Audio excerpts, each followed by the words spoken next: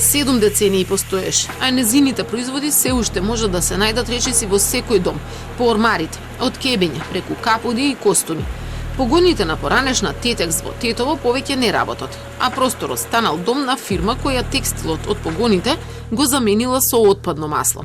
Се занимава со негово рафинирање, но според информациите на КОД, досега никој не го истражувал крајниот производ.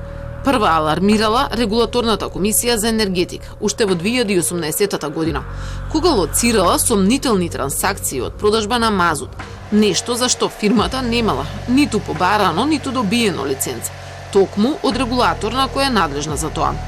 Испратила допис до пазарниот инспекторат, но ништо, не добила одговор. Втор пат алармирала до истата институција во 2020-та, кога пак забележала трансакции. Изворите на КОД се сомневаат дури и во финалниот производ на мазутот и тоа што се содржи во него. Сметаат дека се работи за отпадно масло кое само се преработува и потоа се продава на домашниот пазар за потребите на индустријски капацитети.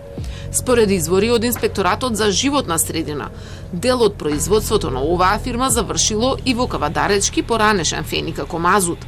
Сега добро упатени извори во истрагата која ја започна државата за да лоцира трговци со опасни отпадни масла, но и диви продавачи на мазут, велат дека и оваа фирма е дел од оние каде конечно влезе инспекторатот. Утврдил дека работи на диво без никаква дозвола.